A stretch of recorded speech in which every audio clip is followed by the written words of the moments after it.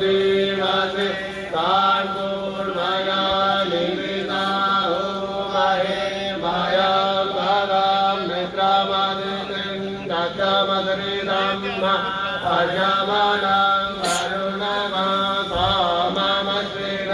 सरस्वती नः सुभगा मयस्करता तन्नो वातो मया सुभातु गुलाम नबी आज़ाद की बात करें जो तो उनके ऊपर किस तरह से पंडितों के द्वारा मंत्र पढ़े जा रहे हैं, चुनरी दी गई है, पगड़ी पहनाई गई है। जिगार तस्वीरें साफ आप देख सकते हैं। और ये सारे के सारे कार्यक्रम को बार एसोसिएशन के प्रेसिडेंट जिनको अभी अभी पगड़ी पहनाई जा रही है, आप देख सकते हैं, इनके द्वारा जो है आयोजित किया गया है। आज इनके द्वारा भी इस तरह से कभी उन्होंने नहीं लिया, सहज रूप से यूनिटी डाइवर्सिटी को मेंटेन किया, सर्वधर्म समभाव को मेंटेन किया। ये दोनों सेक्युलरिज्म के आधार हैं और जिसके आलमबरदार हमारे गुलाम नबी आजाद साहब हैं। और इसी वैल्यू को सेलिब्रेट करने के लिए, मजबूती प्रदान करने के लिए आज के कार्यक्रम की शुरुआत हम सर्वधर्म प्रार्थना से कर रहे हैं, जिसकी बहुत ज्यादा जरूरत है आज के वक्त में। डाइवर्सिटी को प्रोटेक्ट करने की बहुत जरूरत है आज के वक्त में, यूनिटी को प्रोटेक्ट करने की बहुत जरूरत है आज के वक्त में। तो सबसे पहले मैं हमारे जो पंडितगण जो तशरीफ लाए हैं, मेरा उनसे प्रार्थना है कि स्टेज पे आए, प्रार्थना करें देश की तरक्की के लिए, जम्मू कश्मीर की तरक्की के लिए, जम्मू कश्मीर को अपना रुतबा वापस मिले उस चीज के लिए, और आजाद साहब की लंबी उम्र के लिए, ताकि उनकी क़यादत जम्मू कश्मीर के आवाम को मिलती रहे और इस आने वाली लड़ाई में वो हमारी क़यादत करें। पंडित साहबान आ गए हैं, तो हम शुरू करते हैं इनसे।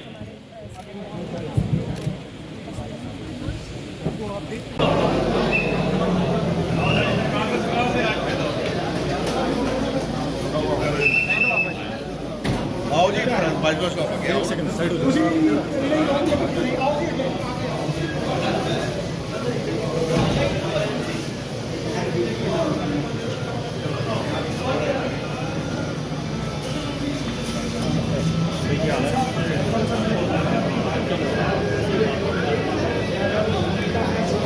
अभी क्या कर रहे हैं?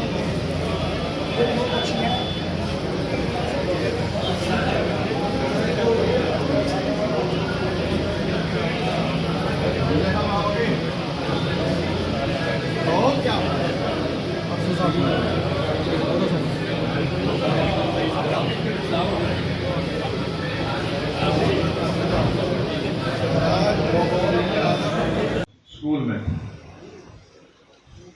बहुत सारे लोग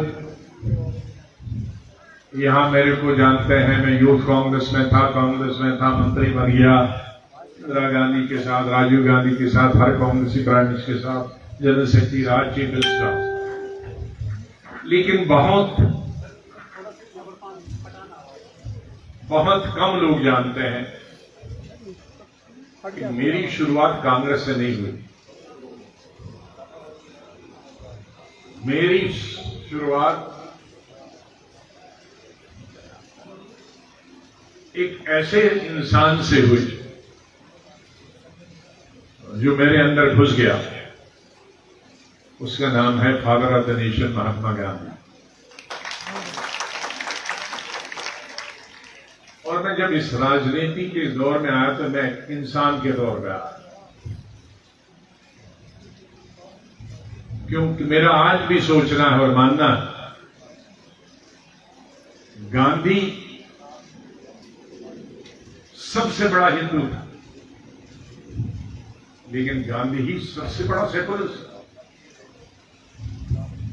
उसका ये मतलब है कि ये सोचना कोई हिंदू पूजा पाठ करता है तो वो सेकुलर नहीं हो सकता। नहीं, उसकी मिसाल गांधी, और उनकी मौत भी पूजा पाठ करते ही, लेकिन उसकी सेकुलरिज्म की मिसाल भी आज तक कहीं दुनिया में नहीं। इसलिए सेकुलरिज्म को धर्म के पैमाने में नहीं माप सकते। मेरा मानना है कि जो असली धर्म मानने वाला है वही शायद सबसे सेकुलर हो सकता। जो नीम हकीम होते हैं किसी भी धर्म का, वही खतरनाक होता, उसमें पेशेंट मर जाता। 69 में मैं एसपी कॉलेज में पढ़ता था। मैं 6 महीने मेरे ताया जी, वे जी जानते हो शायद, बहुत सारे सीनियर प्रोफेसर गुलाम रसूल आजाद, जिनकी वजह से मेरा आजाद में उन्हीं के साथ रहता था, ताया जी के साथ ही पढ़ता था जहां जहां उनकी ट्रांसफर होती। तो वो डायरेक्टर एजुकेशन, उन दिनों आज की तरह 20 डायरेक्टर नहीं होते थे, एक ही डायरेक्टर होता था। टेक्निकल एजुकेशन का भी वही, को एजुकेशन का भी वही, हायर लोअर एजुकेशन का भी वही, और पावर सब अपॉइंटमेंट के भी होते थे। ये कमीशन आज की तरह बीमारियां, जितनी बीमारियां बनी उतना लाइलाज। दरबार को होता था तो सर्दियों में यहां पढ़ता था मैं साइंस कॉलेज जम्मू में, और गर्मियों में एसपी कॉलेज। दोनों कॉलेज महाराजा फैमिली और दोनों स्टेट में सबसे बड़े। लेकिन आज 2 किस्म की उम्र है, 3 किस्म की। एक वो उम्र है जो आज 30-40 साल तक नौकरी ढूंढने में लगती है। एक वो उम्र है जब नौकरी मिली तो उसमें 20 साल मिलता है। अब आयु जो बढ़ गई ऊपर वाले की कृपा से, डॉक्टर ज्यादा भाई इलाज करते हैं, दवाइयां हैं, तो अब तीसरी उम्र बढ़ गई 60 से लेकर और 90 तक। 80-85 तो आम है। अब आप कोई जीवन को 3 भागों में बांट सकते हैं। एक तो अपनी पढ़ाई खत्म करने तक, और एक कुछ साल उसमें बेकारी के, तो फिर 40-42 में आप या तो बिजनेस संभालेंगे या नौकरी करेंगे। तो वो एक पीरियड हुआ हमारा। मैं एडोलेसेंस वाला भी उसी में जोड़ता हूं, बचपन वाला, और फिर हुआ नौकरी या बिजनेस वाला, और फिर रिटायरमेंट वाला। तो रिटायरमेंट वाली जिंदगी एक्टिव 30 साल है अभी, और कई कई लोगों के लिए 30 साल है। बादल साहब को वाहिगुरु उम्र दे दे, 95 साल की उम्र में उन्होंने परसों इलेक्शन लड़ा, जो कि लड़ना नहीं चाहे। मैं उनका बहुत आदर करता हूं, और बहुत उनसे इस उम्र में भी अलेख सुलेख मेरा मोबाइल पे रहता है। मैं उन्हें बिल्कुल एडवाइज नहीं करता, लेकिन हिम्मत देखिए, एक्टिव पॉलिटिक्स की 95 में इलेक्शन लड़ा। तो उसका मतलब है कि उनकी 60 साल से भी ज्यादा वो रिटायरमेंट की एज में ज्यादा है। 90 और 95 साल में हमारे वकील थे, हमारे गवर्नमेंट के डेथ हुई अभी, जेठ मिलाने वाले, सबसे फायरिंग स्पीच 92-93 साल की उम्र। इससे क्यों पार्लियामेंट में और क्या हो सकता। तो इस उम्र का हम जो साइकोलॉजिकल हमारा रिटायरमेंट होने के बाद असर पड़ता है, क्या हम रिटायर हुए, तो ये जब दिमाग में आता है रिटायर, तो वाकई आदमी फिजिकली रिटायर होता है, मेंटली रिटायर। तो ऊपर और नीचे में आपसे, क्योंकि ये क्रीम है, हमारे बहुत सारे किसान हैं, नौजवान हैं, पार्टीज के लोग हैं, वो एक स्ट्रीम में रहे। आप मल्टी स्ट्रीम, आपको हर किस्म के आदमी से, चाहे आप प्रोफेसर थे, डॉक्टर थे, वकील हैं, आप चोर का भी केस करते हो, कत्ल जिसने किया है उसका भी, और जिसको बचाना है उसका भी, इधर का इधर, इधर का, तो उसकी मानसिकता भी मालूम है, असली वाले की भी और नकली वाले की। जिनमें अलग पार्टीज के खिलाफ काम करते थे, लेकिन रात को खाना तो मिसेस कुतरानी का काम था देना, घर चलाना तो मिसेस कुतरानी का था, लेकिन पोलिटिकल पार्टीज अलग। क्या हम ये नहीं कर सकते आज कि पार्टियां हम अपनी अपनी पार्टी को दे दें, लेकिन शादी ब्याह मरने जीने में हम इकट्ठे हो एक दूसरे के घर आ जाए? क्या हम इकट्ठे नहीं कर सकते? क्या ये हमारा सिविल सोसाइटी काम नहीं? क्या हमारा डेवलपमेंट का काम नहीं? क्या टैक्स देना हमारा काम नहीं? क्या इंडस्ट्री नहीं है तो हम उसको सबको उठ के आवाज देने का काम नहीं?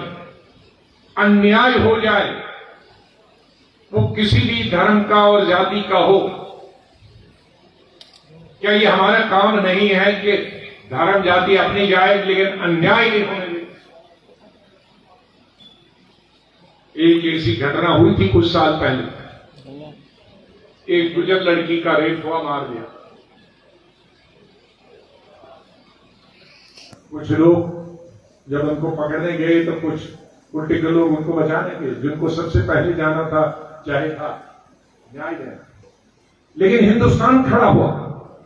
हिंदुस्तान का मुसलमान नहीं, हिंदुस्तान के मुसलमानों को तो 99% ये मालूम ही नहीं है कि गुजर भी ट्राइब है, क्योंकि नेशनल है, क्योंकि पूरे हिंदुस्तान में गुजर मुसलमान सिर्फ जम्मू कश्मीर में है और अमेठी में, और कहीं नहीं है हिंदुस्तान। वहां हिंदू शेड्यूल ट्राइब, बाद में मुस्लिम भी आए, लेकिन हिंदुस्तान के हिंदू, सिख, ईसाई, मुसलमान आपने देखा बम्बई, कलकत्ता, हैदराबाद, सब दिल्ली में मोमबत्तियां लेके हिंदुस्तान खड़ा हुआ। तो ये जम्मू ऐसा होना चाहिए, वो दलित के साथ हो, राजपूत के साथ हो, ब्राह्मण के साथ हो, मुसलमान के साथ हो, ईसाई के साथ। और ईसाई को कुछ हो गया तो सिर्फ ईसाई उठे तो कितने घर हैं यहां, फिर आवाज कौन सुनेगा उनकी? सिख के साथ हुआ तो कितने हजार या कितने लाख हैं, कौन आवाज सुने? तो ये हमारा civil society, we have to rise to the occasion. हमको एक समाज में बदलाव लाना। कभी कभी मैं सोचता और कोई बड़ी बात नहीं, अचानक आप समझें कि हम रिटायर हो गए और समाज सेवा में लगे,